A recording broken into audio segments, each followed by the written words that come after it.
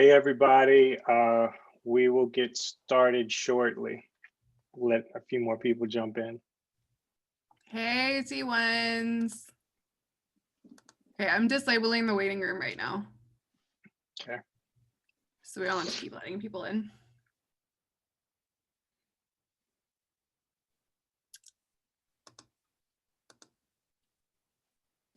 So you probably all know about Zoom, maybe possibly.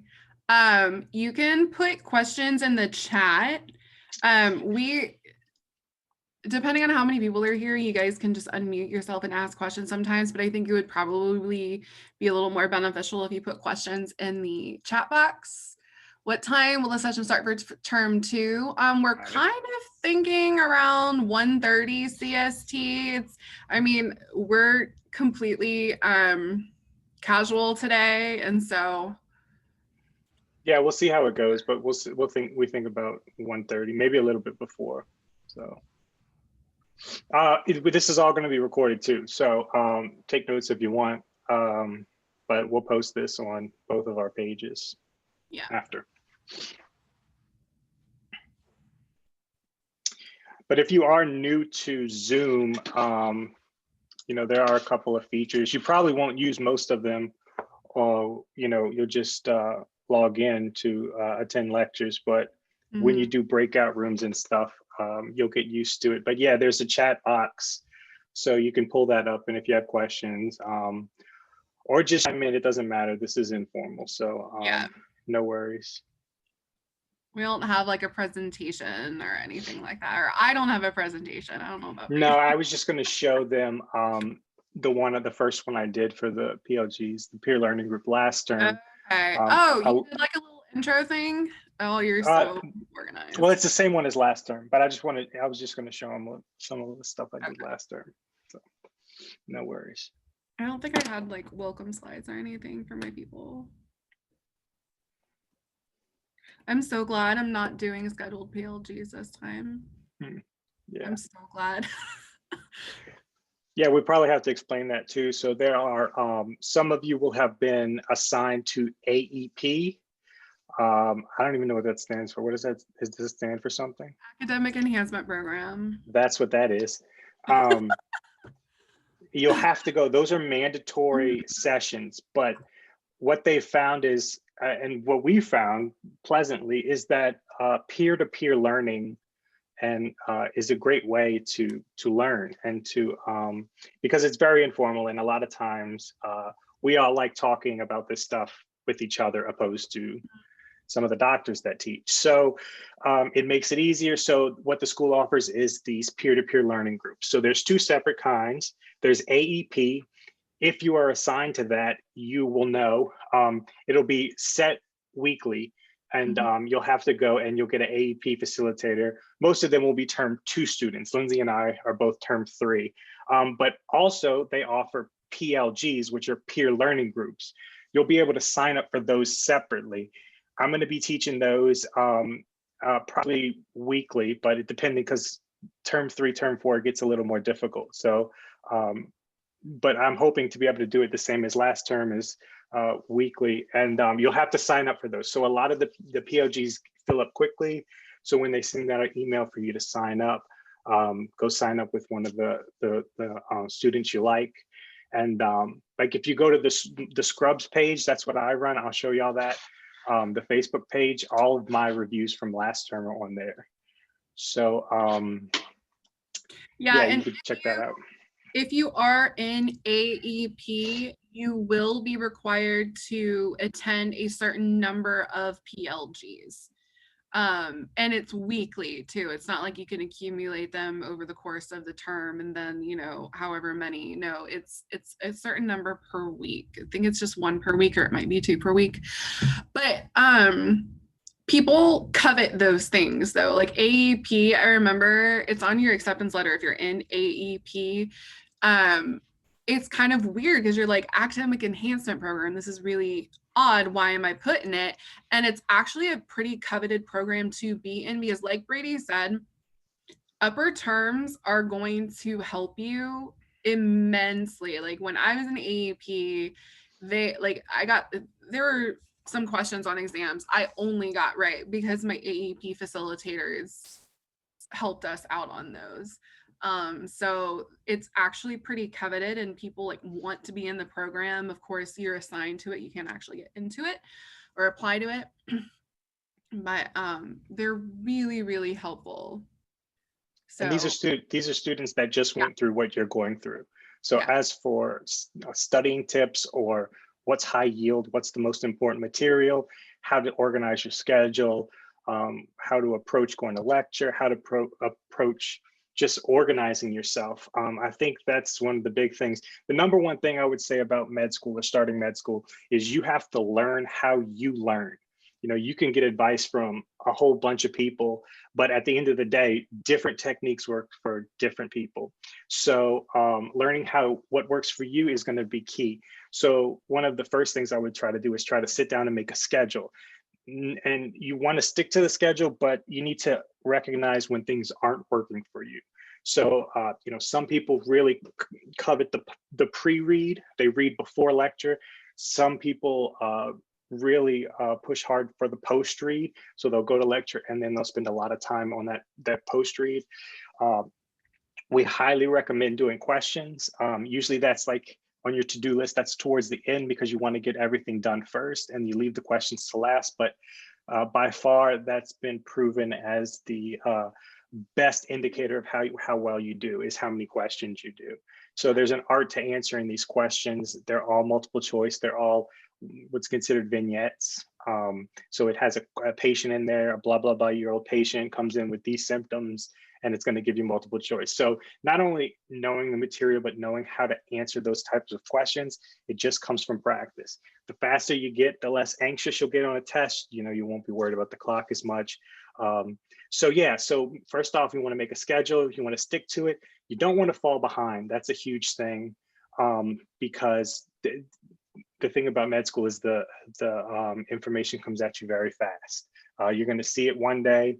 You're going to be expecting to know it for the test, and you probably won't see it again. So it's important that you don't fall behind. You guys do not have any resources uploaded in Sakai yet, correct? You can use the chat, yes or no? You don't have any lectures, any resources uploaded to Sakai? No. Okay. Do you guys want to see an example of what you're going to see? Yeah, yes. Okay. So I was pulling it up right now. Okay, so this is your home Sakai page. If you click on your course, so this says BPM, Basic Principles of Medicine 1. So that's you. So on the left-hand side, you have all of these tabs. So where you're going to find resources, my plant is blocking, hold on, resources. Okay, I have 2 external monitors. That's why I'm looking off the screen. So your first module is FTM, Foundations of Medicine. So you'll go into here and then it's broken up by week. And so if you go into the different weeks, you can see you'll have lectures, small groups. This is broken up and then you have practice questions. So lectures and DLAs. So in the chat, yes or no, do you guys know the difference between a lecture and a DLA? Yeah, why don't you just, this is important. You probably should just. It's really important. Go into it, yeah. So a DLA stands for Directed Learning Activity. It is a lecture that you're meant to do on your own. It's just a lecture. Now, I want to say this and I want all of you guys to get it. They are testable. Some people think DLAs aren't testable and then they kick themselves on the exam and they fail because, oh crap, I didn't look over the DLAs. The DLAs are as testable as are the regular lecture. I heard there won't be. No, that they're, by all means, those DLA, I treat them just like lectures. Like the time I spend in studying the lectures, I study the DLAs just as much. A third, maybe even almost half the tests could come from the DLAs. So yeah, they'll definitely be tested. Yeah, I would, to your point, the rumor mill at SGU is extremely active. Extremely active. So whatever you hear, take it with a grain of salt until there's an official announcement about it. I have not heard this. Now, I'm on the executive board in the Student Government Association. If there was a difference in the format, I think I would have heard it by now. So I'm neither going to confirm nor deny this, but I would take information like this with a grain of salt until you hear otherwise from an official SGU announcement. But especially since DLAs were incorporated because we went from 4 hours to 2 hours of lecture every single day. I don't think they could be accredited without testing the DLA. So I would assume they're. Live lectures are just like they are in undergrad. They are live lectures. With respect to clickers, the way they will log attendance is through clicker questions in a system called Turning Point. You have to answer 100% of the questions to get credit for that session. You do not have to answer them correctly. Just 100% of the questions answered. It doesn't matter. You can get them all wrong, but as long as you clicked in, you will get credit for being there. They are piloting a system this term in all terms for flipped classrooms. Now, this is only a couple of sessions. This is not every single session. So it will say it on your schedule when there is a flipped session. Yes, all live lectures are recorded. You can find them on, what's it called? Panopto. Yeah. And let me just say this, like, for the Turning Point questions, for the clicker questions, the easiest way, at least the way I do, I know Lindsey's got like 9 monitors set up, but like the way I do it is I pull it up on my phone. And so I watch the lectures on the computer, I annotate on my iPad, and I pull up Turning Point on my phone. That way, when the question comes up, I just click in for it. And like Lindsey said, you need to pay attention because they'll put one question in the beginning, one question that'll be random in the middle, and then one question at the end. So you need to at least click in for each of them to get credit for attendance for the class. And you have to go to 80% of the classes. So yeah, we're going to go on the term 2 stuff. We'll probably get there in about an hour and a half. Yeah. But so yeah, you want to make sure you do that. So don't just the reason they do 80% is just in case something happens, in case your internet goes out, in case you get sick or something like that. So make sure you keep up with the Turning Point, because you want to make sure you keep up with it. Yeah, so Turning Point is a little sketchy. It does mess up, but the teachers are aware of it. The teachers will be like, okay, we know it's messed up. Like sometimes their PowerPoints, for whatever reason, don't click in, and then everybody just gets credit for it. Yeah. Yeah. So no, you don't need to get it right. You just need to click in. So just make sure you're there on time, because they'll do one right away, one somewhere in the middle, and one at the end. Yeah. I got a question for what is a flipped lecture. So it's going to be kind of up to the discretion of the lecturer as to how exactly it's going to go. I would assume you guys are going to get some flipped lectures on genetics, just because Sobring already does something like it. So they're probably going to give him that. But traditionally speaking, a flipped lecture is one in which you prepare the material before, and the actual live session is more of an MCQ session. So you're answering questions to kind of gauge your understanding. Like I said, it's only going to be a couple of lectures. It's not all of the lectures. When our schedule came out and they had flipped lectures on there, everybody was in an uproar because they thought all of our lectures were suddenly a flipped classroom. That's not the case. It's just a couple of lectures, but it's a pilot system. And so if it works, they'll drop it. If it does work, then we'll think about incorporating it in the future.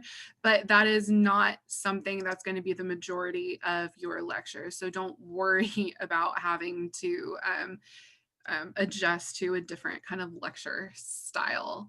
It's it's an interactive way of doing the lecture, right? Opposed to just you just listening and taking notes.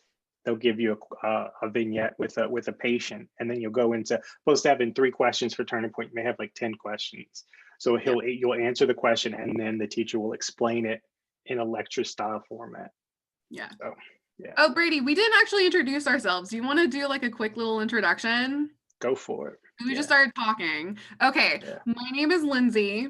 Brady and I are both term 3. I am currently in Houston, Texas. This is my dog sleeping behind me. Yeah, he's sound asleep. His name is Charlie. Okay, I'll answer it in a minute, Sarah.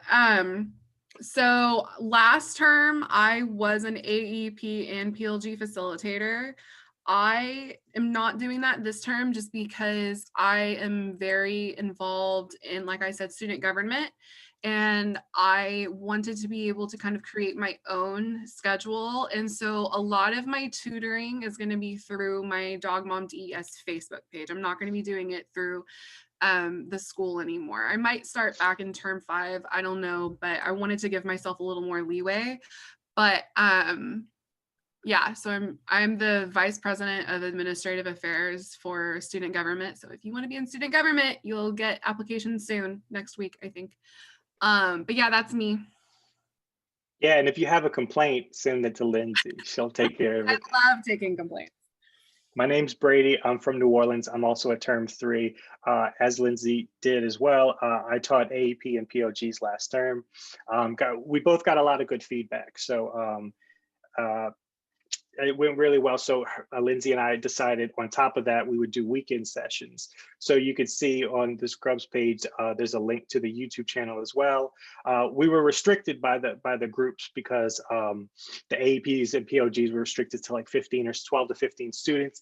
And our weekend sessions get almost 200 students. So we do that and we record it.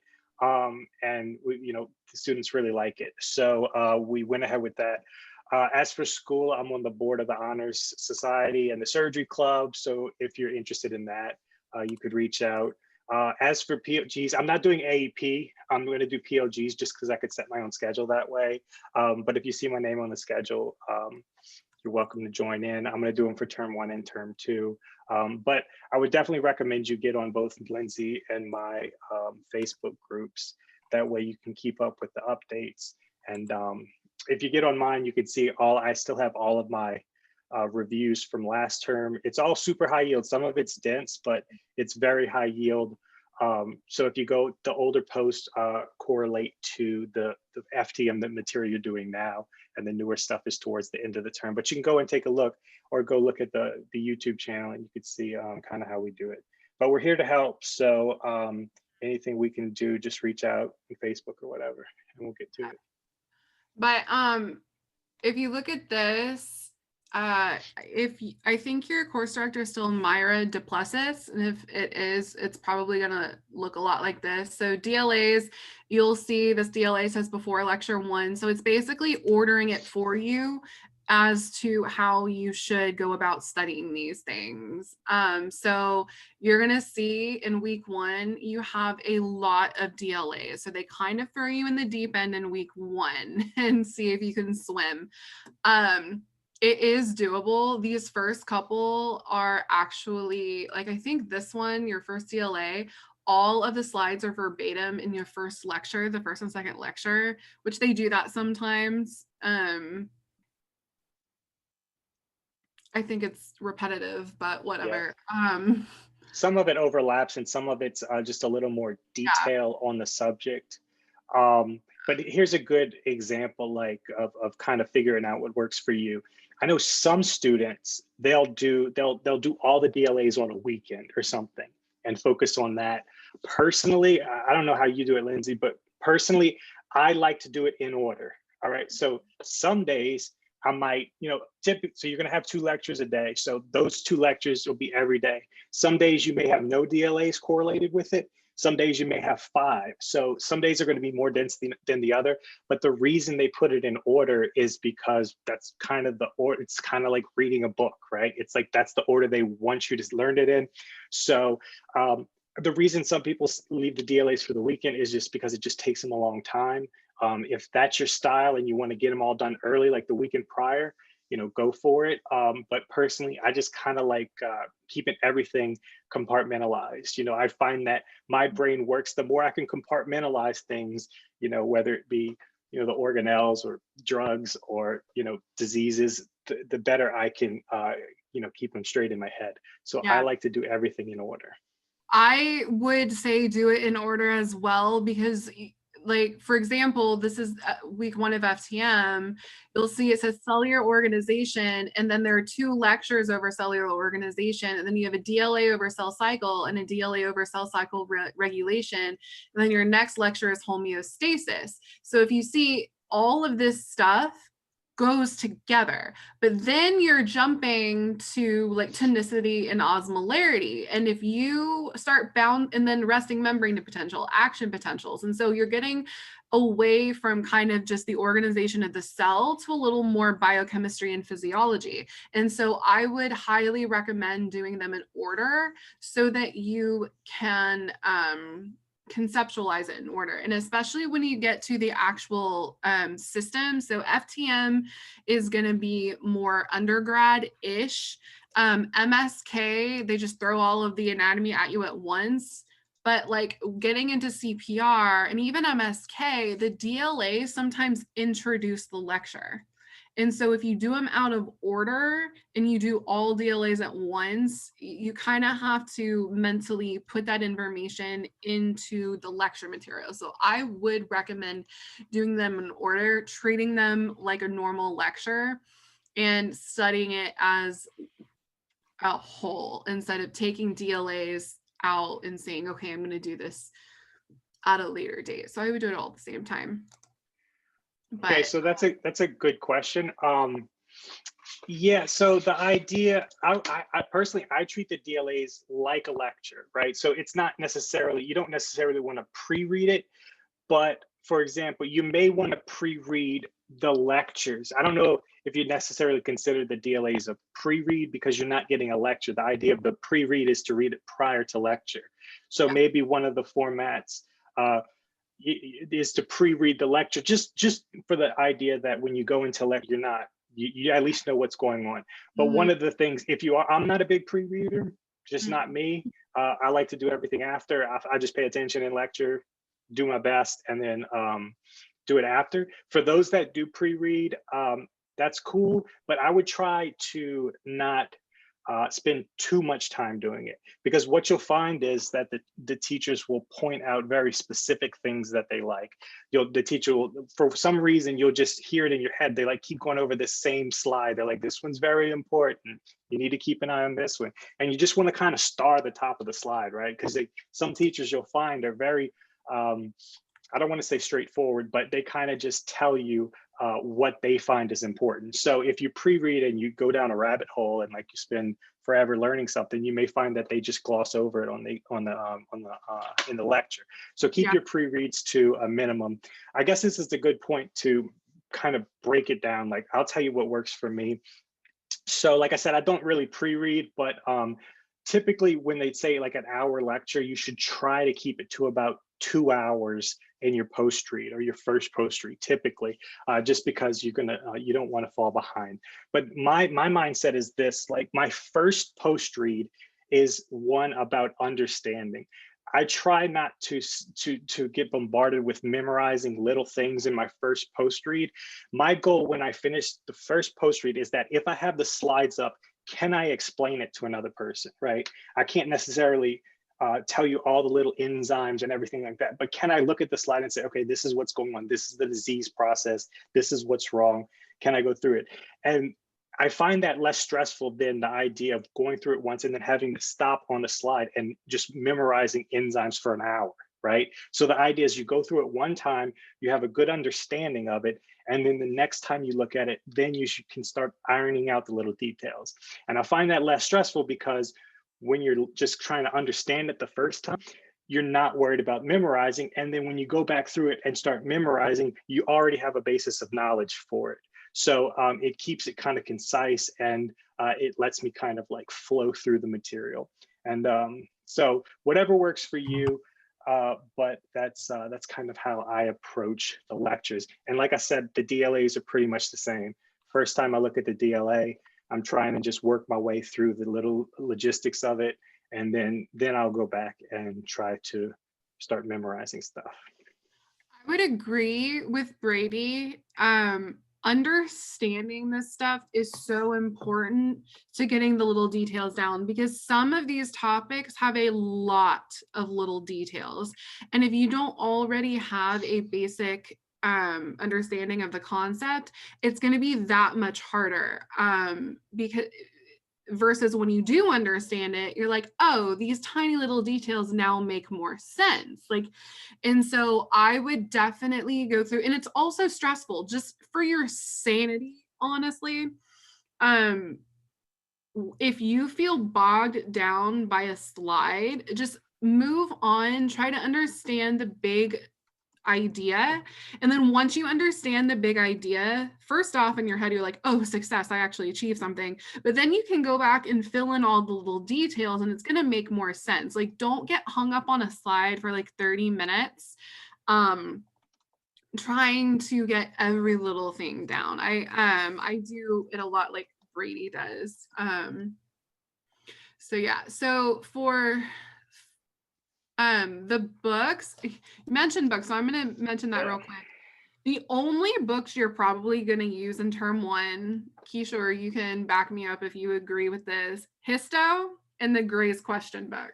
Those are the only two books I open for term one. Exactly. Mine are Those were PDFs too that I opened up. It wasn't the physical books. Mine are still wrapped in their wonderful plastic.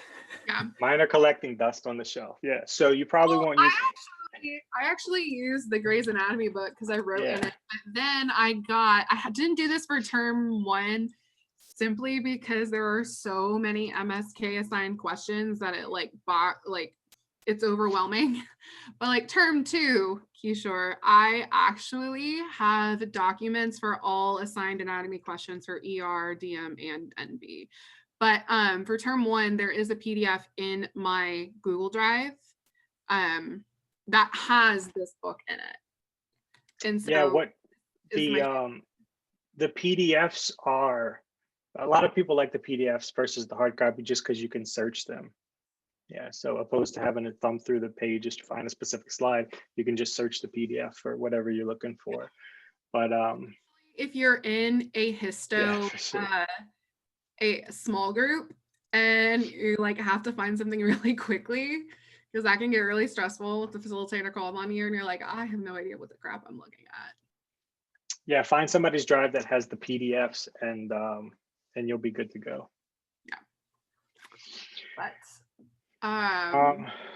so I actually pulled up my, oh no, that's not what I wanted. My schedule. This is my week one for term one. Look at you. Okay, so I'll show you what I do now. I'm not this organized anymore. Like, I put in my first passes, my second passes and everything. For the first couple of weeks, I did that. And then I was like, okay, that's getting a little stressful. So I just put in like what I had to do. So like, if you look at me now, I still do the same thing.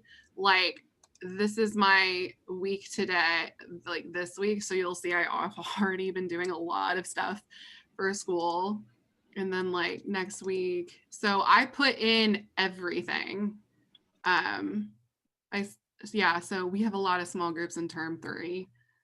So I would, whatever schedule calendar thing you use, go in and put it all in. And I get as specific, I'll go to term four because it doesn't do it in term three, but I even put like the lecture in here. So like it would be FTM 1, FTM 2, FTM 3, because sometimes it'll be like, oh, what lectures did we do on a specific day? And I like to go back on my calendar and see what we did that day.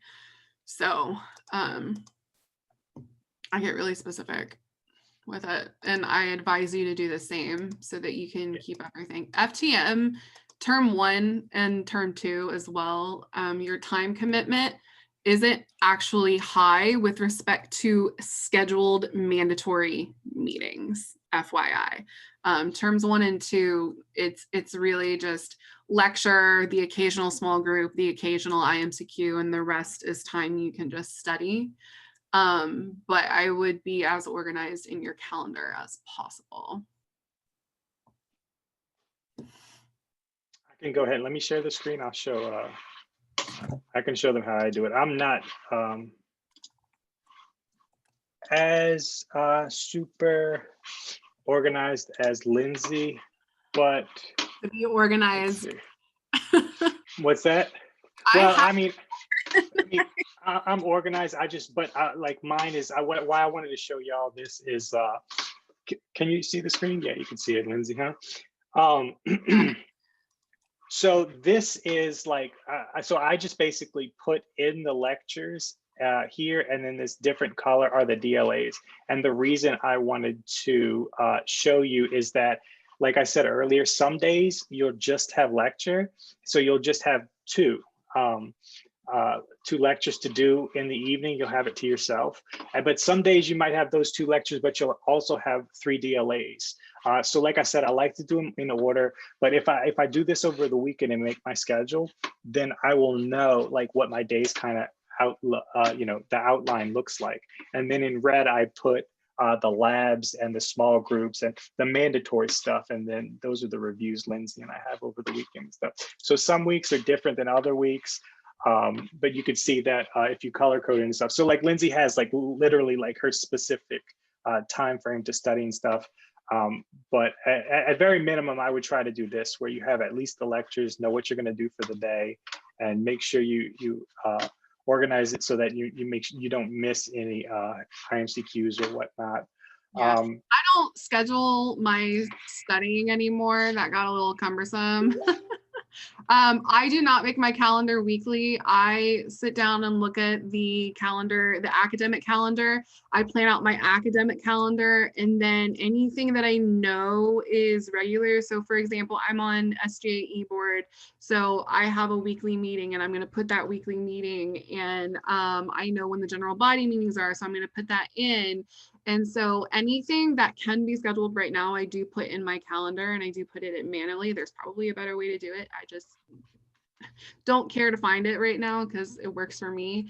But I update this calendar religiously, religiously. I'll put in like a tutoring session. I'll put in like, if I have a planned Zoom session, like a study session with a friend, I'll put that in because I like seeing it on there and being able to block out that time mentally.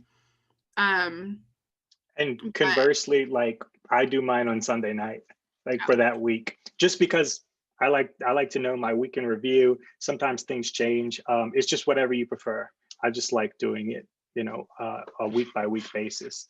So, but whatever works for you is what you should do. So I think a lot of y'all have joined now. You should be able to see, this is the Scrubs page. The Google Drive access is here. Once we get started, I'm going to update it, but go through this because like I have resources here that were really helpful for me, all kind of charts and exam drugs and everything. So a lot of stuff that you'll find helpful going through. So download all this. What I also do, I also put my consolidated notes, and this is like what I do right prior to the test, like the stuff that I just need to burn into my brain right there. I try to write it all down. But if you like that, you can see what I found super important, some of the mnemonics that get tested highly. But then also you could see like my groups. I have reviews. The reviews are all here. I'll show y'all one of those. And then I also post the questions that are in the reviews are posted separately. So I do them off of Socrative, but you can see these are the question sets that I do in my groups. So you can go in and you can test yourself. If you don't want to go through the full review, you just want to look at the questions, everything's there. But I'll organize it for your term, but it's pretty much the same as last term. So you can see all that there. And I'll show y'all this. This was the first review that I did last term. So some of the things we've kind of talked about already. So number one, don't fall behind. There's no time to make it up. The test is every 3 weeks. So if you're 4 days behind, like you're done. Like, you're not done, but like you're gonna have, there's no buffering time to get it done. My rule of thumb is by Monday morning of the next week, I have finished everything from the previous week. That's my rule, no matter what. I want to start Monday morning as a fresh week. So everything I need to do, whether it be questions, whatever, reviews, post reads, everything, doesn't matter. It could be a bad week, it could be a good week. By the time Monday morning starts, I want to have everything done. So that gives you the weekend. If Saturday is kind of a rollover day, like finishing up the lectures and post reads, and you give Sunday as a question day, then you're good to go. That's ideal. I know sometimes it's tough. You have family obligations or whatnot, but you know, to be able to, it stresses me out to have to be on Monday of the next week and still have to think about other stuff. So that's what works for me. We kind of talked about this pre-read, post-read. Just try it out, see what works for you. Make sure you go through these practice questions, because not only is it practice questions, but you can see how different teachers organize their questions, what they find important. And you can see it's not only important to see why one answer is right, but also why the other ones are wrong. You'll find a lot of these questions in Sakai, they'll post them for you. Those are the teachers' questions that they post. You're going to do these practice questions. There's a folder that says practice questions. Yeah, and you will, there we go. You will do, these are interactive multiple choice questions. You'll have sessions that you do that the teachers will put it on, and it's just basically an hour of questions. And you'll use Turning Point as well to do that. These exam soft quizzes, you'll pretty much have them weekly. They're usually, you do them over the weekend. They'll assign them, you'll get an email. Just make sure you do them. Anki, I wasn't a big Anki fan. It's just not my style, but some people swear by it. So I would try it out. Anki, if you don't know, is it's like a card deck. It's a program that, you know, a lot of SGU students put a lot of time into organizing specific flashcards, and they're really detailed. So if you like that repetition, that spaced repetition model, you can do that. I would try it out. I know Kishore held a review on it yesterday. So if you need some advice on that, you could reach out to him. And then by all means, go buy first aid. Brady, I'm gonna pull up first aid, but I'm gonna show some books that I have in my thing. Is that all right to share? Yeah, sure. That's fine. Go for it. So you're not pulling up SGA stuff. Okay, here we go. So this is my Google Drive. This is what it looks like when I initially bring it up. So this is the first aid book. Please, please, please, please get a first aid book. I like having the hard copy to annotate, but first aid is fantastic. This is what, sorry, just so they know, like, I don't know if they even know what this is, but like, this is the go-to book when you study for the boards. So SGU's questions are based on what the boards test on. And this is the go-to book for the boards. So if you're looking for what's high yield, you can go to first aid. And some of the stuff you're going to see is more detailed than you need to know. But this is the first book I always open if I want to look for something to see if it's high yield, by all means. Yeah. They'll have like really good acronyms and charts that break it down really well, and just charts and lists and diagrams and graphs, and it helps so much. So I would definitely use this. FTM and MSK, I didn't use it much. Did you find it helpful for FTM and MSK? Yeah, so certain parts, actually what you'll find on my additional resources in the Google Drive, I literally took out specific pages for specific topics and put them in there. So if you're looking for it, you could see like embryology of the heart, you know, cardioembryology, like I pulled out the pages for it, which you'll find important. It's not super detailed, it's bare bones, but it's fact. It's like just the bare facts you need to know. So strict memorization. So like Lindsey said, they'll have good tables and charts and stuff like that. And the reason I say it's not as helpful for FTM because it's set up, the chapters are systems. And so when you get into CPR and, you know, in term to ERDM and everything, it goes hand in hand with how the chapters are set up in first aid. That's the only reason why I felt it was cumbersome in FTM. But I mean, going through and picking out the different pages within the specific chapters, that's going to help you. But this is the Gray's question book. I have the PDF here. You won't use this until MSK, so don't worry about that right now. If there are any term twos here, you will use this every module. But I do have practice books. And so we were talking about the practice questions. You can find those in Sakai. They'll have a folder that says practice questions. You can also find a lot of practice questions and tests with DES groups. So both Brady and I have practice questions, and I'll be putting some questions on there. But if you exhaust all of those options, there are books that you can use. So this is the BRS, this is pre-test, and this is Guten guide. I don't know how you're supposed to pronounce it, but these are 3 books with just practice questions. And so you can go through here and test yourself. Of course, you're gonna kind of have to pick and choose and go through and say, okay, this isn't really, pertain to me right now for this exam, and move on. So that's the only thing with these. You have to kind of do your own, have to take the initiative and kind of go through and find which questions are good for you. But it's a really good resource if you exhaust all other resources, because you will get to the point where you've done all the practice questions that you can find. You're like, well, what do I do now? Because we have a test in like 3 days, and I don't know what to do. And so these are a good resource if you've gone over all of the IMCQs, if you've gone over all the ESOF quizzes, if you've gone over all of the assigned questions and you're just looking for something else.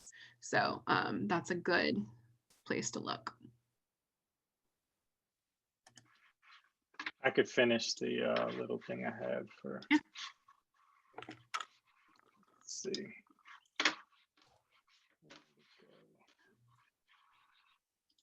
There we go. Okay, so yeah, so we said first aid. And then, like I was saying, there is an art to doing these questions. Like the more you do, you'll figure out patterns. You'll get faster at it, but you'll just see stuff. Like sometimes I don't know the right answer, but I can rule out, like if it's A through E, I don't necessarily know that B's the right answer, but I can literally rule out A, C, D, and E. It works the same, right? Whatever you can use. Sometimes you'll see that A and B are saying pretty much the same thing, but just in different words. We'll cross them both out because you can't have, A and B. They don't do that, or all of the above. It's just one single answer. And one of the most all of your exams are just the single best answer. And one of the most difficult things is that you need to pick the most correct answer. And that's difficult to understand when you first get into it. But the thing about medicine is not all of it's cut and dry, right? Like it's not all black and white. There are exceptions to every rule, but typically there's one single best answer, right? One straightforward way of doing something. You might say you can give certain medications for it, but the first line medication you want to give is this. So that's what you go with. So when you're doing practice questions, you should kind of do it like the eSoft or ExamSoft, the platform we use for taking questions. You should think of it like that. There's a flag button. You can flag the question if you need to go back to it. You can cross out answers, and you can highlight. I always highlight as I read. It helps when I go back through it. I can look at keywords. One of the things, the online transition that's difficult is that there's no whiteboard. We used to do it. Lindsey and I, we'd on the island for 2 months. Our term 1 was literally when COVID broke out. They shipped us home in March.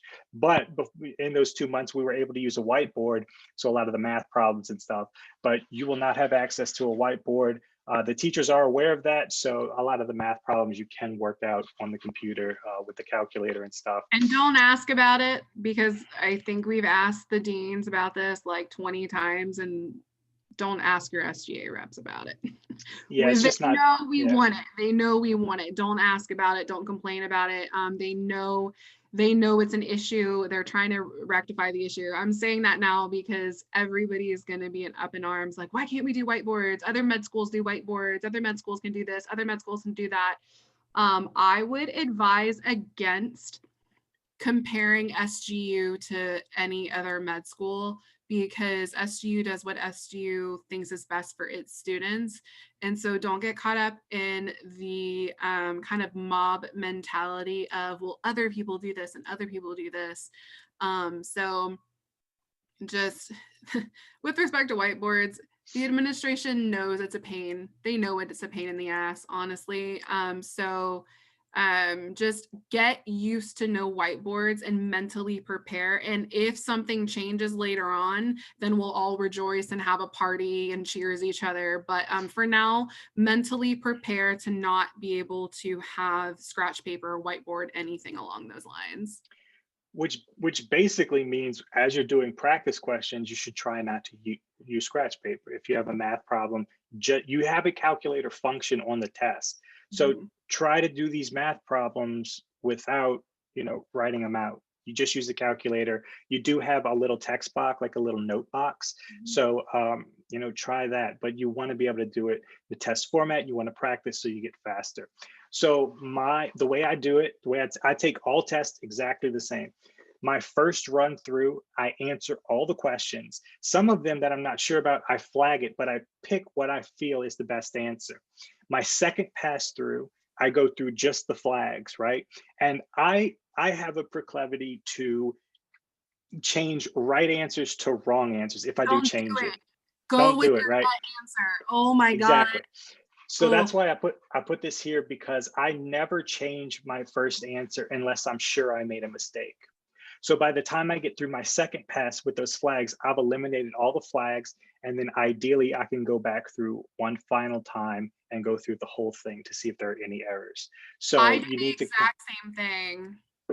Yeah. I do the exact same thing. I go through, I flag anything I'm not 100% on. And when I do my second pass, those are the only ones I look at. I do not go back to the other ones. I've gotten in the trap before where mentally that day I'm just like, oh my God, I'm not sure of myself, and I'll change answers. And then we talk about it afterwards. I'm like, oh crap, I changed 3 from the right answer to the wrong answer. And then at the very, very, very end, right before I hit submit, I actually go to question 1. And then I put my cursor on the next button on the bottom right corner, and I go through every single one of those 48 questions. And I make sure that I have each is clicked what I want it to click, but I don't change my answer. I never ever change my answer on my last pass. My last pass before I hit finish is simply to make sure that I've clicked what I wanted to click, because I did ESOFT in New York, and there were a couple times where it like changed my answer choice or something, or like my finger pressed it or something, and I was like, and I got it wrong simply because the system changed it. And so I always make sure I do that so that when I hit finish, that's what I want my exam to be. That's what I want my answers to be. So it prevents careless mistakes. And one of the benefits of highlighting as you go along is that as you go through quickly to see if everything's marked right, you can make sure those buzzwords, you can identify the question, not by reading the whole question, but by reading the buzzwords. What you'll find when you get started in FTM, which is what you're going to do first, is a lot of buzzwords. You'll be able to answer the question by buzzwords. They'll identify a certain disease by a certain symptomatic presentation or anything. But the idea is that these buzzwords will point out directly. So try to highlight as you go along, but whatever you decide to do, make it standard, meaning that if you get stressed out, you're still following your standard. And a difficult thing is that you only have 72 seconds per question. So my rule of thumb is that as I go, I try to keep each question to at least, maximum of a minute, right? And what that does is, if I do it in a minute and I get through, then I have time to go back and check it, right? So if you could kind of gauge in your head around what a minute is, and you should do that for practice questions too. You don't want to spend 5 minutes trying to answer a question, just because that takes time away from other questions that may be easier. The worst thing is if you get to the end of the test and you have 10 questions to answer in 2 minutes, and all because you spent too much time on one question that may be experimental, which is a good bridge to you want to go into what the whole idea of the blocks and the experimentals and stuff. So in the online platform, I'm not going to talk about what it was online. We're just going to talk about what it was on campus, just online. Your exams will consist of 3 blocks. I think each block has 48 questions. I don't know in term 1 if you guys will have the same amount of questions, but it was I'm for pretty term sure 2. it was. Yeah. Each block is, of course, 72 seconds per question. That's how it's set up on STEP. So that's how SGU does it. In the exam, it's a total of like 100 and what's 48 times 3? 146. 146. 144, something like that. I haven't turned on my academic brain yet. No way.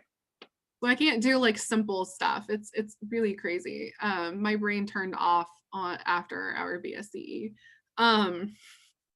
So you will have 146 questions. Only like 120 of them are scored.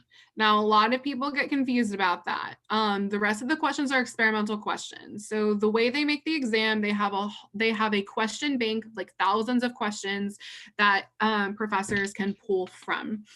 That will make up your exam that is actually scored. The experimental questions are questions that they're trying to get stats for. So each exam, the questions that are picked, they calibrate it to an 80%, meaning that each of those questions has been tested in the past and they know what the average performance on each question is. And so they're going to pick questions and formulate an exam to calibrate it to an 80%. So realistically speaking, the class average should be 80%. That's sorry, Lindsey. That's based on previous terms. Yeah. Like this question has been used a number of times. So some questions will be harder, some questions will be easier, but based on the past, it should come out to between a 78 and an 82. So say an 80. So ideally, if your class, correlates, which it should with everybody else, the previous classes, the testing, even though they're different questions, should scale out about an 80. And the STEP, the board exam, they do that similarly as well. Yeah. And the experimental questions are questions that they don't have the stats for. And those questions do not count for or against you. They basically don't exist. So when you get your score report, it doesn't even have them in the score report. Like they just don't exist once you hit submit. So just accept that you're taking a 146 question exam. You're only scored on, actually, I think in term 1, it's like 119. Something like that. Ours that might have been just the first test because it was worth a little bit less. Yeah, it was our first test too. Like the first test is out of like 119, and then the subsequent exams are like 124 or something like that. But that's what you're getting scored on. So think about it like this. Imagine, okay, and some of them are blatantly like they're like off the wall, like you can kind of tell it's experimental. So the idea is, what if you spend 5 minutes on a question that doesn't count and then you have 5 questions left at the end, right? So that's the idea of, you have a minute. If you don't know, put what you think and flag it and come back to it, right? You can't just sit there for 5-10 minutes and worry about a question. You will have straightforward questions, like comically straightforward questions. And so go through the exam. Don't spend a whole lot of time on each question. That's hard because that'll also psych you out. Honestly, if you get to the first 5 questions and they're really hard and you're like, oh crap, I'm going to fail this exam. My advice to you, move on to the next question, because you're going to get to questions that are like, oh, this is easy. Oh, I know this. Like, oh, this is a buzzword one. And you can read one word, 1 or 2 words in the vignette. And you're like, I know what they're asking here. So get through the exam. Don't psych yourself out on the hard questions. Just flag them. And so once you've completed the 48 questions, then you can go back and spend a longer amount of time on the ones you're having an issue with. But the last thing you want is to get caught up on 2 or 3 really hard questions. You haven't moved on, and then you don't even have time to do the rest of the questions, or to spend as much time as you would want on the rest of the questions. So that first pass, you're really assessing, okay, is this a hard question? Okay, I'm going to flag it to look at it later. Is it an easy question? Okay, I'm just going to move on. So taking a test is actually it's very strategic. It's extremely strategic. As for the STEP, there are statistics that say the highest correlation to how well you do on exam are how many practice questions you do. The problem is that when you're bombarded with information, the last thing you want to do is questions when you haven't really mastered the material. Well, too bad. Do the questions anyway. Even if you get them wrong, you use them as a learning experience. So the idea is that even if if you're learning through the questions, then you're learning. It doesn't matter if you're learning it from the lecture slides or from the questions, as long as if you get it wrong, you say, this is why I got it wrong. This is why this answer is right. But like Lindsey said, there's a lot of strategy in answering these questions and how you answer them and how you read the questions. Some people read the answers first, and then go to the question to see what they're asking. Some people read the last line of the question because it's usually the most pertinent answer. Personally, I just start at the beginning, highlight it, go through, and then do it. Whatever works for you. So the 48 questions is just because it's broken up into 3 separate blocks. Online, they do it this way just so you can have bathroom breaks. It's kind of a pain. Personally, I would rather take the whole test at once. But this is how they set it up online. So you'll do 1 block, you'll have a 30-minute break or so. We're always in group chats after the first block, in between 1 and 2, like, what did you put for this? What did you put for that? Which I don't know if it's the best thing, but we kind of want to know what the answers were. So yeah, you'll have the chat. I have friends that are like, I'm not looking at that. Yeah. But for me, I like going in there and seeing kind of what it is. Yeah. But back on the practice question thing, I would argue that if you start doing practice questions, you're actually, no, you don't get your grade right away. No whiteboard on campus. You get a whiteboard, like an actual little whiteboard, and you can write on it to like scratch pieces of paper. You don't get that online. But crap, what was I saying, Brady? Oh, when you do the clinical vignettes, it teaches you the information in context. And so I would argue that's actually a really good way to study, because especially when you get into MSK, the information on the slides is so one-dimensional that it's hard to picture what the clinical vignettes are going to look like. And so when we get to MSK, you're going to hear both Brady and I preach the Grace questions, because that takes the one-dimensional lecture slides and puts it into 3-dimensional questions. And so it's like, okay, this is what they're talking about. This is how they're going to ask it. And FTM as well. Like sometimes you're like, I don't know how they're going to put this into a clinical vignette, because in undergrad, they just ask a point blank questions like, what are they going to do here? And the best way to learn how to apply the information is to do practice questions, honestly. And this is one of the things that's hard to explain to people, is that these questions are not first order. They're not straightforward questions. It's like, if A is B, then B. If a patient comes in with these symptoms, what do you give? You need to give this medication, and you give this medication. They have side effects to this medication. What do you give for that? So they're saying you come in with symptoms, and they're saying if you give a medication and you have adverse effects to it, what medication do you give to that? So you have to know stepwise what you would first give, what the adverse reaction to it is, and then what medication do you give that. If you don't know any step of the process, you can't get the question right. So when you're studying, you need to have a good grasp of it. And to elaborate on what Lindsey was saying, when it comes closer to the test, take the diseases, because these vignettes are based on diseases, and work backwards. If you have a collagen disease or a lysosomal storage disease. Start with the problem, the disease, and then work backwards. Well, what's causing the problem? What are these symptoms? Why are these symptoms like that? And break it all the way down to like the structure of the collagen. Then you could say they can ask you a question. They can give you a patient that has this disease and ask you a question about the collagen structure, right? Because it's based on the disease. Diagnose it. They'll just give you the clinical presentation and expect you to diagnose it in your head and then ask you about the collagen. So you're going to have to know the diagnosis from the clinical presentation and then answer the question. So it's not even like, okay, I know this goes with this. It's like, okay, now how do you tell what this even is in a clinical presentation? And so it's you have to do stepwise kind of thing. That's a huge thing with genetics. A huge thing with genetics and diseases is, can you diagnose the patient from the presentation they give you, and then whether they diagnose it for you in the question stem or not, can you answer any question they could ask you about that disease?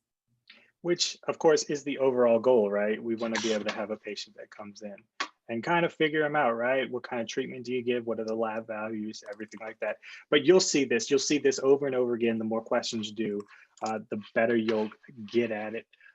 So some of the testable material, a big thing is like, they'll give you 4 examples, and 3 of them have this certain presentation, and then one of them is kind of flipped, or like, so you want to note exceptions. You'll say, all of these collagen diseases present like this, but this one collagen disease is a little bit different, right? Those need to you need to flag those in your head, right? Because they want to test on exceptions, those weird things. One specific phospholipid flips in the membrane, right? And it's like, probably need to star that. What are they going to ask? They're not going to ask the five that are normal. They're going to ask you about the one that flipped, right? So you need to notice exceptions.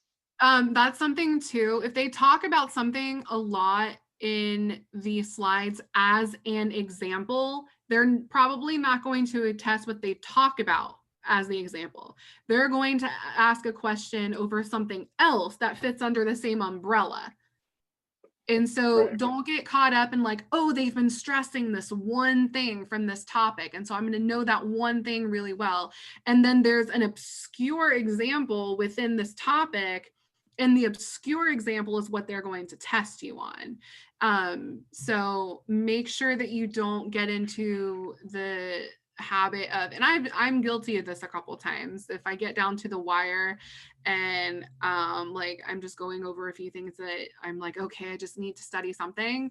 I've fallen into that trap. So make sure that when you're studying in the first place, you are familiar with all of the examples under a specific topic. And let me I want to point this out too, because you can very easily go down rabbit holes. They're going to teach you a specific topic up to a certain point, and you can go on Wikipedia or go online and learn about 5-6 more hours about it just because you want to know. You're curious. You're like, well, why do we stop here? What happens after that? What's the prognosis, the long-term thing? Don't do that. Right now, you only want to know up to a certain point. That's it. Accept it how it is. If you need a little clarification, you can go online. But for all intents and purposes, you just need to know what's on the slide. Yeah, and for example, in term 2, you learn stuff from term one in a little more detail, but you weren't tested at that level in term 1. And so just know what they're expecting you to know, accept it, and move forward. And kind of an extension of that piece of advice, you need to make sure you're answering the question that they're asking you, because a lot of the times you'll read through the question and then you think you know what they're asking you, and you get to the end and you've already kind of developed this idea of what they want from you, but you miss like 1 or 2 words in the question that actually ask you the question, and then it completely throws you off. Like there were so many times in term 2 that people are like, well, they meant this. It's like, no, they didn't. Don't assume that they meant anything. You need to, because if you want to challenge a question, which you can only do inside of the test, you can't challenge a question once you hit submit, because so you can flag a question for review. We'll talk about that at a later date. I'm not going to spend a whole lot of time on that now. Because if you go in the confines of what they give you, then you're protecting yourself against a bad question. So if there is a bad question, just like do what they want you to do so that you have an argument later.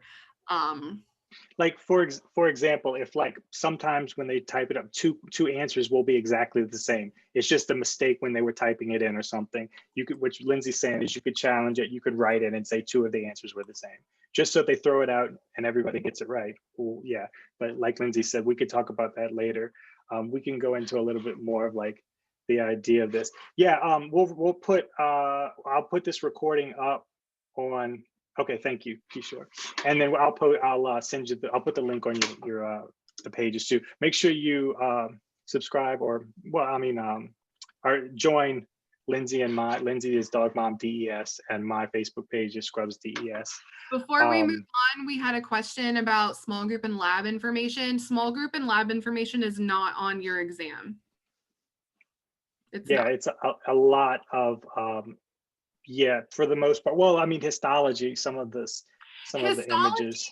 Yeah, but the histology small groups don't really deviate from what's on your slides. And if it does, they're going to test what's on the lecture slides. They're not going to actually test like what's in small group, because small group actually goes into a little more detail than you are going to be tested on the exam. But lab and small group are really supplemental. It can help you in lecture, but for based on information that's actually testable, it's the objectives within the lecture slides. Thank you, Kishore. I'm an influencer. I appreciate that. Much love. Right. So yeah, again, this is approaching the question, and this is all posted as well. And like I said, we'll post the recording as too. So again, yeah, you definitely want to make sure you choose the most correct answer. Sometimes you're reading questions fast and you look over the not, stuff like that. But yeah, let's see what else. IEA is the honor society. Sometimes so you can find old IEA questions. For now, the school wants it's a little complicated, but the school is actually offering their own question-based sessions.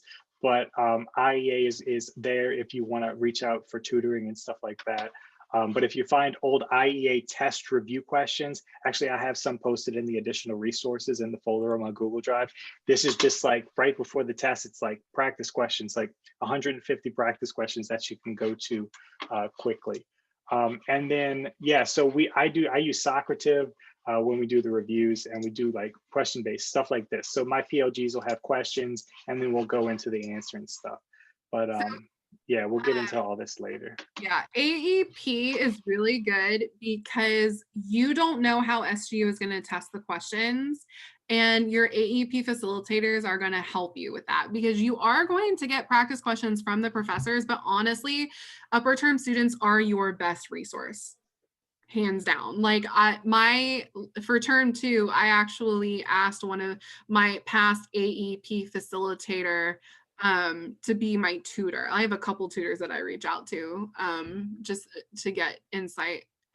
But like I said, there are some questions I got right in the exam just because our AE facilitators are able to point stuff out, because there are some topics and concepts that they don't emphasize in lecture, but they actually are really important on the exam. And so my AEP facilitators are really good in identifying those. Like for example, in CPR, there is a question at the very end of one of the lectures that they test you on.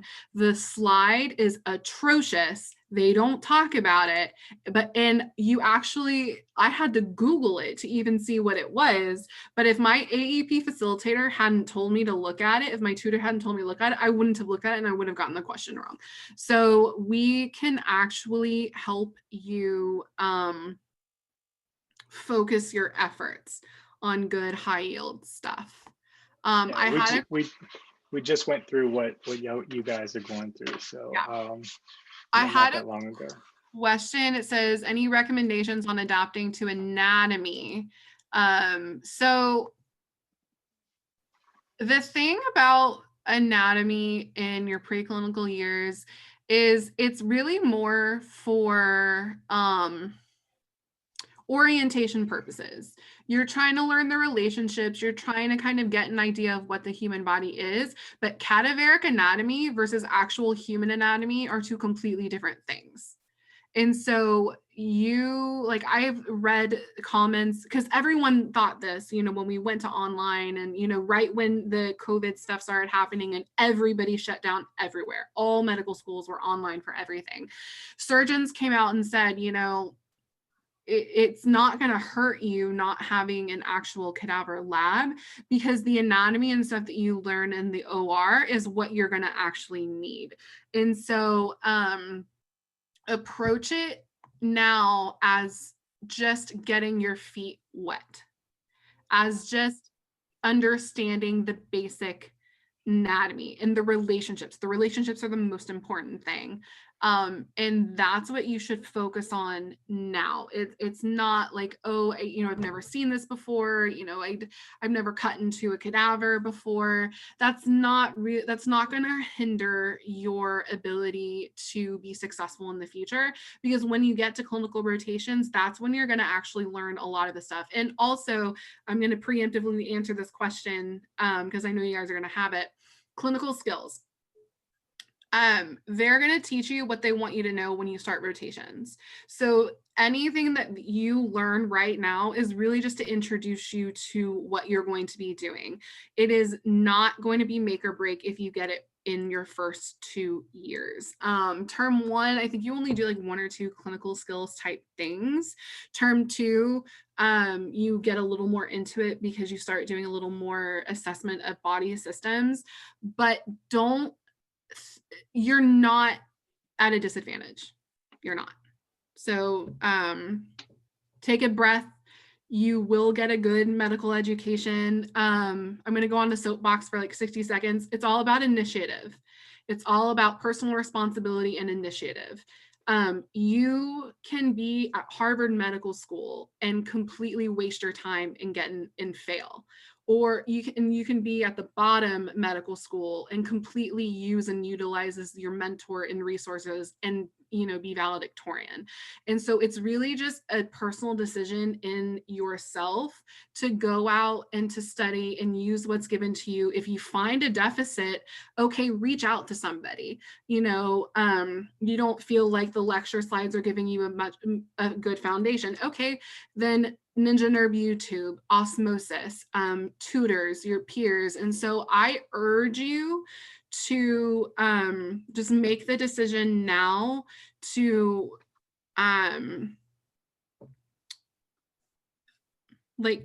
reach out to people, find those study groups, find those peer groups, find those tutor groups, and just know that you're probably sometimes gonna have to do a little more work to get a good understanding and be successful, but it's totally up to you.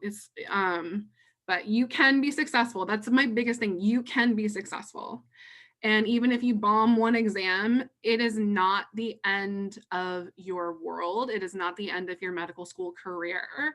I mentored a handful of students last term that did not start out on the best foot, but they passed the term. And, they were able to evaluate what was not working for them. They were able to adjust their study styles. They kept improving. And by the end of the term, they were like, okay, I passed, I can do this. That's really what you got to do. You got to trust yourself.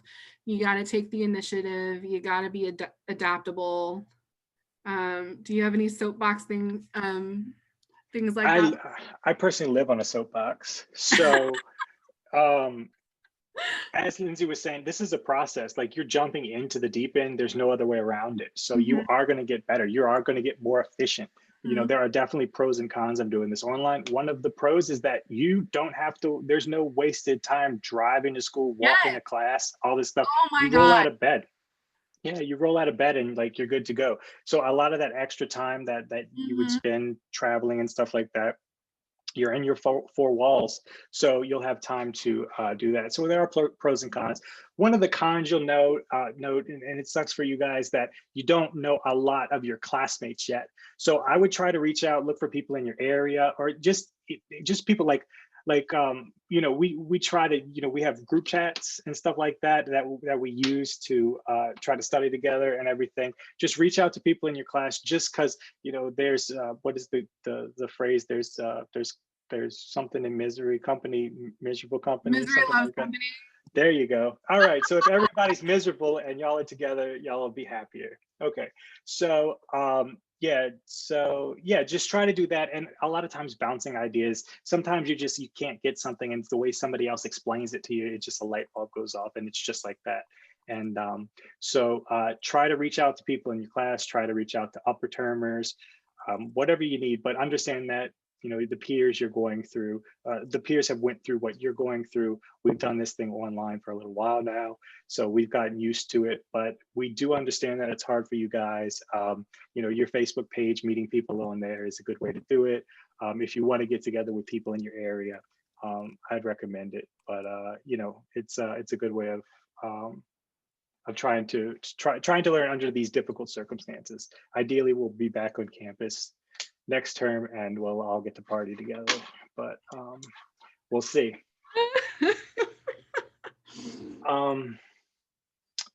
Yeah, do y'all have any other questions? Y'all could talk if you want, if y'all want. Yeah. Or you could turn your videos on. We're just talking to a bunch of names. Yeah, we're informal here. And any other questions you have? Somebody did ask about how long spending pre-read, post-read. Keep your pre-reads for 3-read.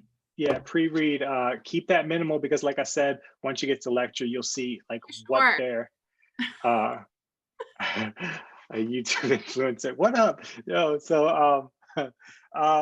So pre-reads, keep it minimal, because when you get to lecture, they'll emphasize what they find important.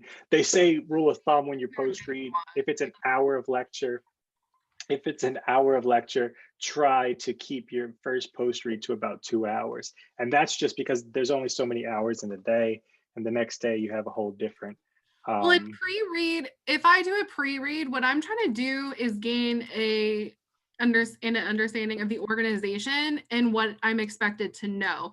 So like if you go through, guys, I'm like, my eye is completely swollen and I look like a mess. Do not be afraid to turn your videos on a Saturday morning.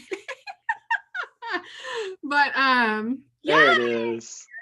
Hey everybody, it is so nice to meet you. All right. Yeah. I don't even remember what I was saying. Well, I can say this, that your classmates are going through the same thing you are, so just reach out. Like, everybody's struggling, like friend somebody on Facebook, like you'll be fine. It's all good. Do it together. Yeah. It's good to go. I think we're getting some term 2s joining in for the second session, but is any other term 1s? Do y'all have any other questions y'all want? I just want to say thank you so much for all this very good information. As far as a pre-read, like how do you find like the good pre-reads, like from the book, or like how do you identify this is what I need to pre-read? I guess that's my question. They do put reading assignments in the lectures. I never did them because they take forever. If you're going to pre-read, maybe just go through the lecture you're going to do that day, the night before, just briefly, just say, we're going to go over collagen. We're going to talk about how it forms. We're going to talk about a couple of different diseases that correlate to it. Just have a general understanding for what it's going to be about, just so you're not going into the lecture blind. But like I said, the teacher's going to point stuff out. Like Dr. Ampadya, she's great. You'll notice when she talks, she's like, I really like this slide. I really think this is important. She'll say it like 5 times. I don't care about this slide. Yeah, right. So like I said, you don't want to go down a rabbit hole and on a certain topic. So keep the pre-reads minimal, highly focus on the post-reads, get a basis of understanding, and then kind of dive into the nitty-gritty details. Yeah, so pre-read, if we're defining it, it's really just in a short introduction to what's expected of you in that lecture material. It's not intensive at all. I don't even do them half the time, honestly, just because you start studying and you're like, I'd rather spend time on a post-read on something else than pre-reading this. So yeah, personally, I'm not a pre-reader either, but again, everybody does their own thing. yeah, You'll talk to some people that do it completely different. you do you, because what Brady and I have very similar styles, but if you find something that works for you, explore it, because like you can talk to anyone in IEA, anyone in the Honor Society, like they're all going to tell you something completely different. Like our first IEA review, which they don't do anymore, like the two Grand Masters, is that what they're called, Brady? The Grand Marshals. Grand Marshals. There were two of them that were running the session, and each of them had a completely opposite style of how to like approach exams. And so it's really what works best for you, and the way you figure this out is practice, and it's in those practice exams. And you guys, in term 1 and 2, you're going to have weekly on the weekends eSoft quizzes. It's the same exam platform as your exams, and so that's a really good way to practice for the real thing. You get to practice highlighting and striking out and using the note function and the calculator function. And so get to know the exam so that when you get in there, you're not fumbling with like the little things in ExamSoft. Yeah, that should become second nature to you, by all means. Yeah, you want to be able to do it and use this stuff. If you can use it quickly, use it. Like there is a psychological component to like striking C through E off, and just actually like, even if you know they're wrong, like striking them out and being able to stare at A and B, there's psychology behind that. So like whatever you do, whatever works for you. But the other side of the coin is if it's not working for you, don't be stubborn about it. Change it up and do something differently. Don't feel bad about changing something up either. Like if you don't do as well on the first exam as you hoped you did, then switch it up.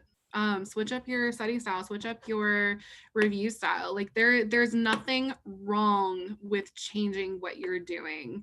And that's also where some of your upper term peers can come into play and say, okay, what worked for you? Which is a nice segue. There's a question in the chat that says, can you go over what a day in the life looks like now? Okay, do you want right here, right now, today going in T3, or do you want like an example of term 1? Well, give them an example going, okay, term 1, but explain to them like the whole idea. I guess y'all have looked at your schedule, like we have afternoon classes now. Yeah. So it really flips your mind around, because personally, I love doing lectures. I wake up as late as possible. So like if I had 9 a.m. lectures and I could wake up and go to lecture and then have the rest of my day to myself, that'd be great. But now they're doing lectures. Lindsey could elaborate on it. They're doing them in the afternoon. So you have to figure that out with whatever works for you, for your schedule. Having gone through 2 terms and knowing what our schedule is going to look like now, I'll tell you what I would do if I were you based off of what I do now. I would every morning, no matter if you have small group or not, set your alarm for a specific time and get up at the same time every morning, because you're going to, because since lectures are at 4 p.m. AST, if you wait until then, you're not going to get a whole lot of stuff done. So set your clock like 9 a.m., 10 a.m. your time. If you're a morning person, get it before then. And I would do my studying then. So I love to whiteboard and write out notes. And Brady likes to write out his notes too. I would go through, I would study the information for the day or maybe the previous day. I would go use my supplemental resources if I felt I needed a supplemental resource. I love Ninja Nerds. I love Osmosis. You use Boards and Beyonds too, right? A lot of people like that. I've gotten away from Boards and Beyond. Somebody said Boards and Beyond was overrated. Some days I agree with that statement, some days I don't, but Boards and Beyond videos are really, really good. And then your lecture, and so I'm central, and so I'll have lecture at 2 to 4. And so after that, I think I would probably wind down for the day and not do too much after lecture, just because I'm the opposite. Like, yeah. Yeah, I'm the opposite. Like, so I'd be up late and then I end up sleeping late, but it doesn't matter, whatever works for you. Yeah, whatever. It does bring up an important point, and this is very difficult. Like, don't compare yourself to other people. Like, you have no idea what their background is, and it's really difficult when you you've worked really hard, and like you might have not done as well as other people, or you might be just under the class average or whatnot, but you don't know. Like, you could do neuro, and like somebody in the test you talk to that's in your small group, like he's like got a master's in neurology, like neuroscience or something like that. So like, you don't know what people's backgrounds are, so try not to compare yourself to other people. This is your battle. Yeah. Hey Brady, sorry, can you hear me? Yes. Yeah. So just to ask you a question, because I'm like that too. Actually, I'm more of a night person. So did you do like most of your pre-reading, like kind of like, did you put post-reading in the mornings type of thing? So as last term, we had lectures in the morning. So I would go to lecture, I'd wake up, go to lecture at 9. I'm Central Time as well. And then I would have the rest of the day. Sometimes we'd have small group and it would be in between, but I would study later at night. Now I'll probably go to lecture and then do all my post reads, whatever time, and then just go to bed late, midnight. And wake up just a little bit later, but same thing. Yeah, right. Lindsey and I'm sure work about the same hours. It's just she's a morning person, I'm a night person. Yeah, no, for sure. That's totally me. Okay, well, thank you. No worries. And so I know a lot of people now, like now when I do my notes, I use Acrobat, but some people use Notability, or school offers OneNote. So I highlight color coded what's important, diseases have a different color, stuff like that, while I highlight. And then closer to the test, I'll break down the notes, and I posted my notes for you guys. You can see my consolidated test notes. So like just the stuff, like I said earlier, just that I have to brute memorize. But for the most part, all my notes are on an app on my iPad. So these are just recommendations. So whatever works for you, obviously, is what you need to go with. Yeah. Hi, this is any Mother. other what's that? Oh, I said hi. I'm Mother. Hi. And I'll be studying in 2 weeks, I guess. So my question is, when you do post reads, like how would you approach it? Like, would you just annotate your lecture notes and then make a summary note out of each lecture? Or you just annotate your notes and just make a summary note for the week or for a specific section? How do you do them? So do you want to see an example of what I do when I post read? Sure. Show it to you. Let me get to it real quick. Okay.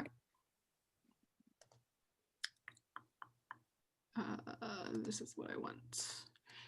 So, oh, no, we're moving this. Can you guys see my picture thing right here? Yes. Yeah. Yes. So like I'll go to a lecture and I'll map it out on my whiteboard.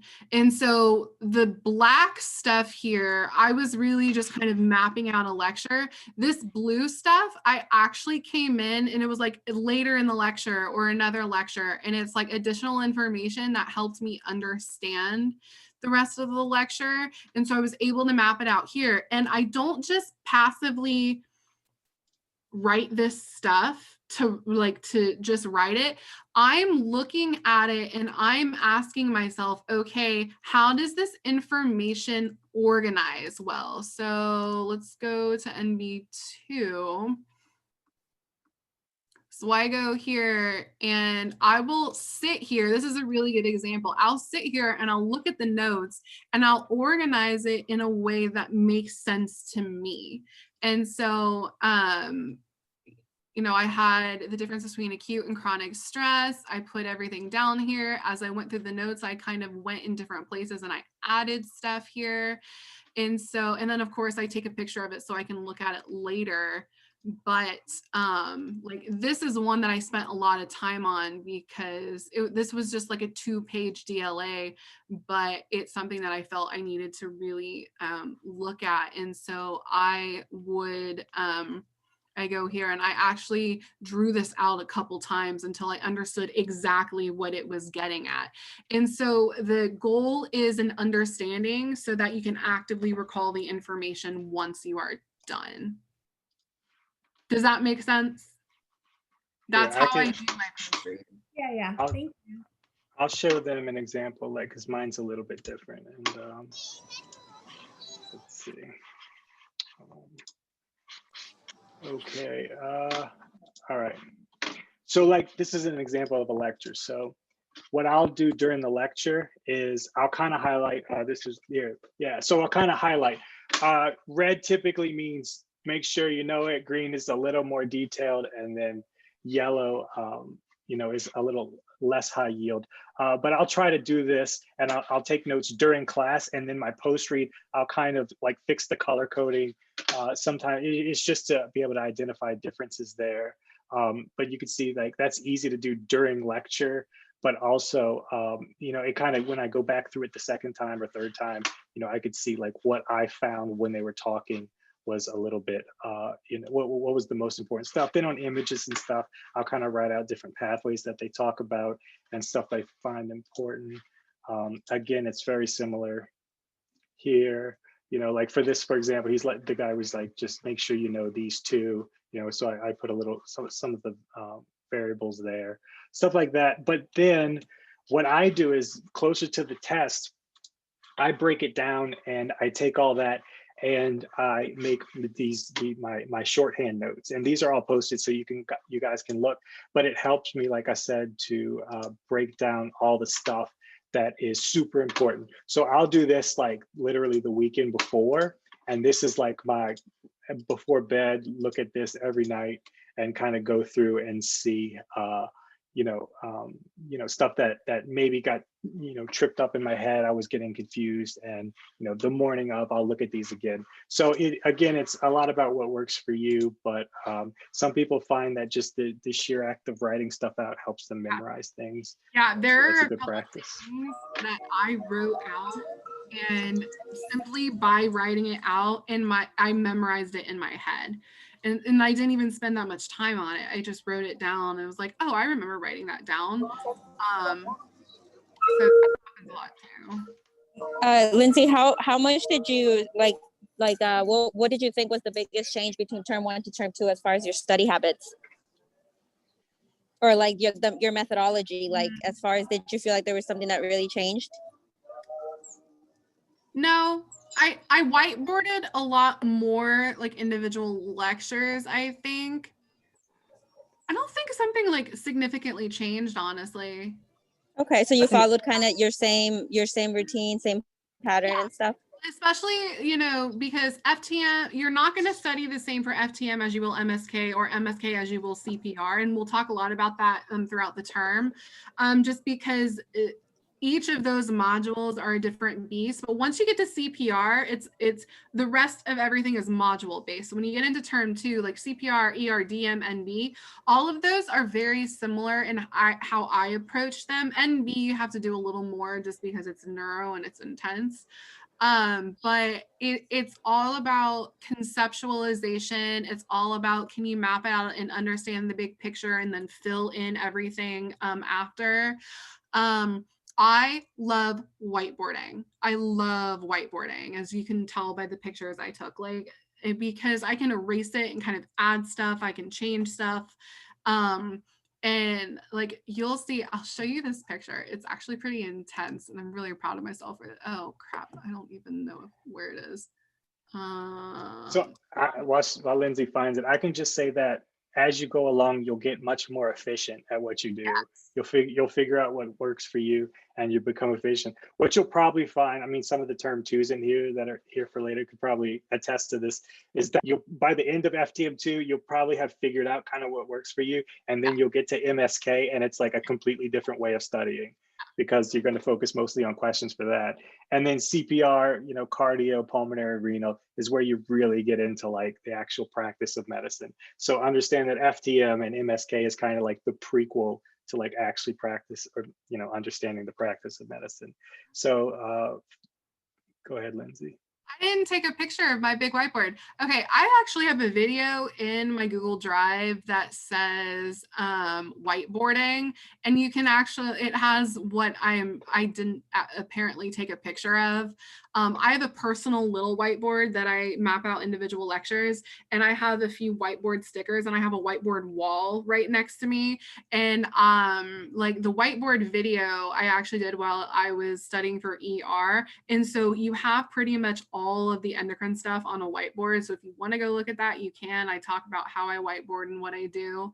But I really love that. And then for example, I mean, you can do this with normal notes as well. It doesn't matter. But like if I take a picture and I, understand something better, I'll go in on my computer or on my phone and like point something out or change something. And so I continually work on these, and I have different albums for all of my the pictures I take of my whiteboarding so that I can just keep moving through them too. I mean, you can easily do a piece of paper for that. I just like whiteboarding because of like you're not wasting a lot of paper, and also you can just erase it really quickly.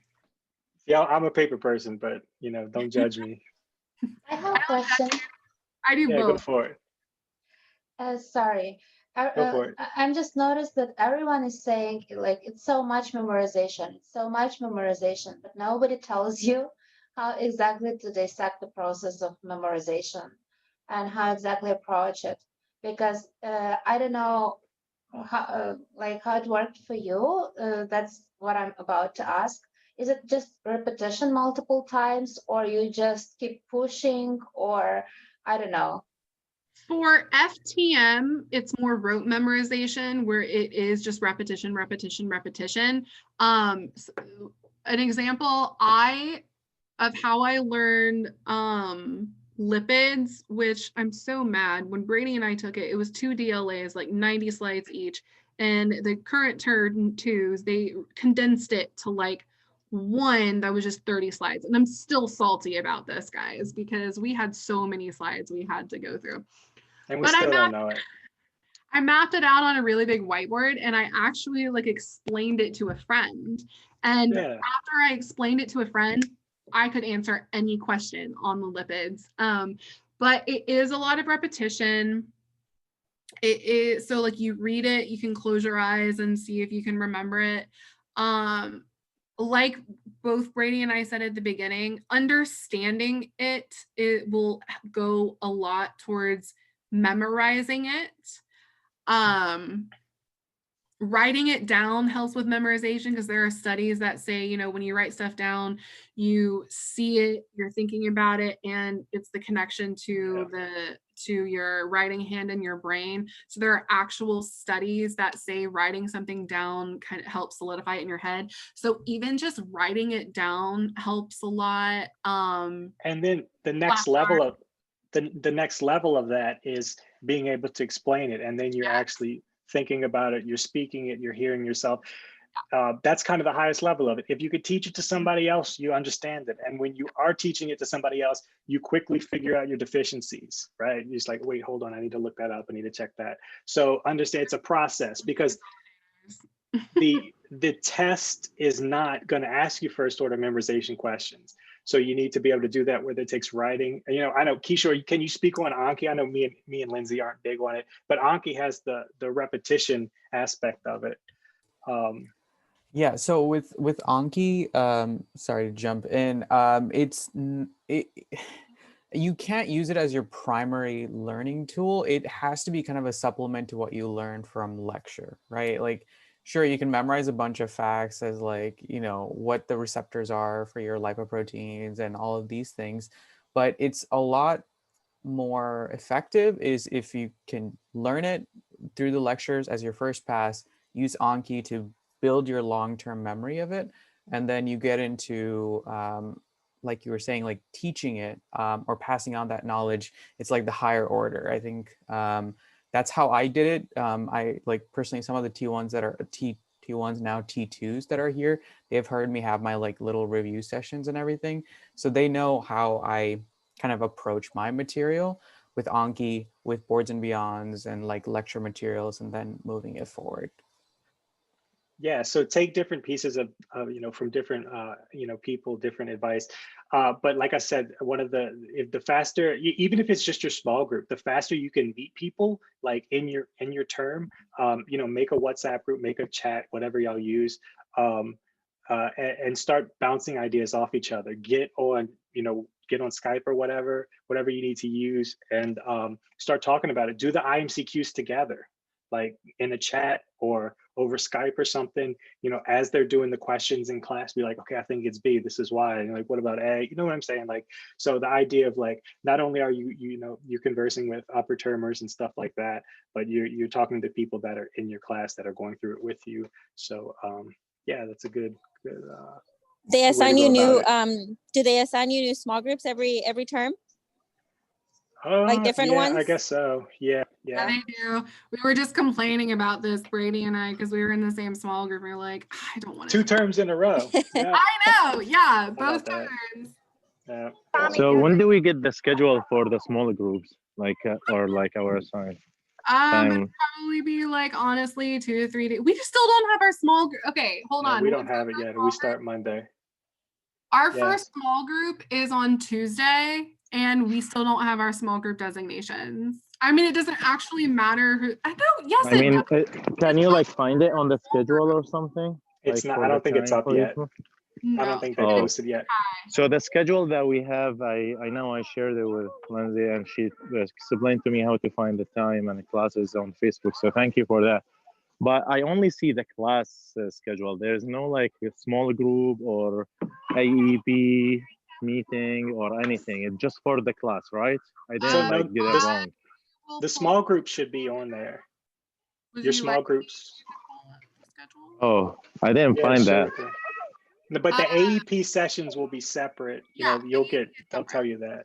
But the small group should be on there. Can you guys like go over the schedule just like very quick, like explain to us, because there's alternative and there's like that will be great. Thank you. This is term 3, but it'll work in our explanation because it's going to be set up exact same for term 1. So anything alternative does not apply to you unless they have told you you have been assigned to the alternative session, and that is based off of your time zone. So the biggest thing is what college you're in. At the top of every single page, it says colleges. And so A is Curie, Galen, and Taylor. B is Hippocrates and Metadora.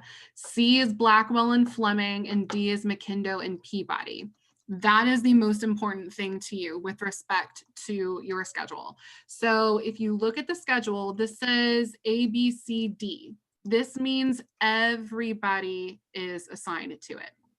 But this is an alternative session. And so if you are not in the alternative session, you don't need to worry about this. Now, you go through here. This also says A, B, C, D. It's alternative. I'm not alternative, so I'm going to ignore that. Okay, A, B, C, D. Okay, this says lecture 11. So this is me. So I'm going to highlight it because I'm in this grouping. And then A, B, C, D, ITI. I'm not in ITI. You would know if you were in ITI. It's going to tell you probably on your acceptance letter. And so it's like, okay, that doesn't apply to me. So in this day, there are only 2 scheduled events that are going to apply to me. Now, I go to the next day. I go A, B, C, D, okay, but it's alternative. That's not me. Okay, A, B, C, D, it's alternative. That doesn't apply to me. Okay, A, B. Okay, that's not me either. I'm in C. And so I'm going to ignore this because it doesn't have a C in it. Now this says CD. Okay, that's me because I'm in Fleming. And so this is my small group 3. And so, okay, I have small group at 1:30 p.m. AST.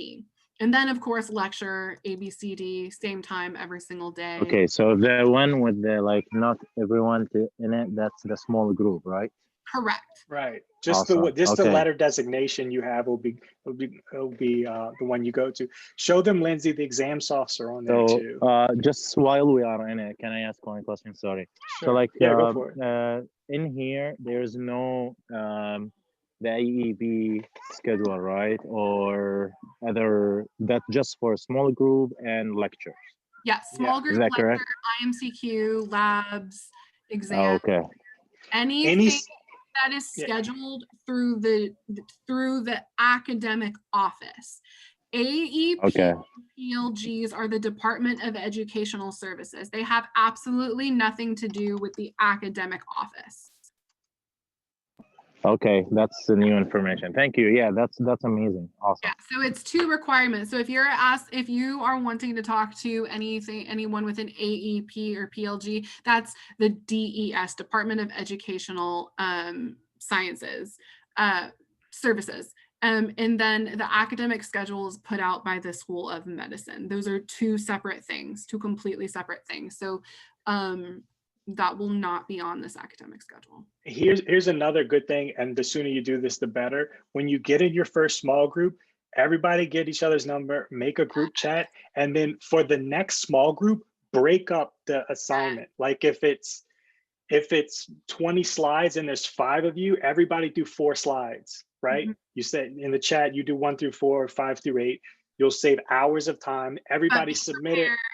Yeah. Everybody submit it. We Lindsey and I, we do this with some other people, and we have a Google Drive. Everybody uploads their slides to it.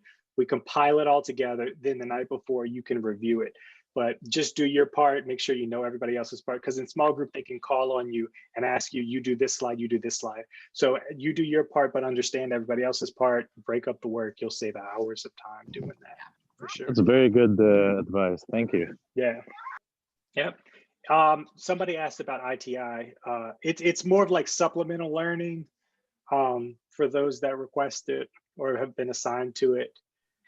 I don't know a whole lot about it. They kind of go over the lecture of the day, and they like elaborate on it, and they do some more practice questions. It's kind of like, I think Brady and I are in an ITI, so we don't have firsthand knowledge. You have breakout groups like you do in small group, and you watch the lecture, and you have a facilitator, and every once in a while they'll pause it and you'll talk about it, and they have questions that you can talk about. It's like 1.5 hours per session, I think. Don't quote me on that. I don't know a whole lot about ITI. That's kind of I think it's just a little bit extra. Like you'll have another teacher there that'll kind of you can kind of bounce ideas off of and go into it a little bit more. So you could talk to DES about that. Question resources. So I found FDM, some of the term twos can bounce in on this too. Like I found FTM a little bit lacking on questions, just because a lot of the material is all over the place. So you're going to be lacking on questions. Once you get to MSK, there's a Gray's book that you're going to use for questions, and then CPR and stuff. I have extra questions in the additional resources. You can find them around. Some of the old IEA questions, the Honor Society questions, you can find those. For now, for FTM, it's going to be a little light. Make sure you do the questions on Socrative that the teachers give you, for sure. And then any other ones, like sometimes you could find question sets just bouncing around old PDFs and stuff that people make. Any other term 1 questions, or we can move on to the term 2 stuff? Yeah. Yeah, So they're happy to alive. have you guys back.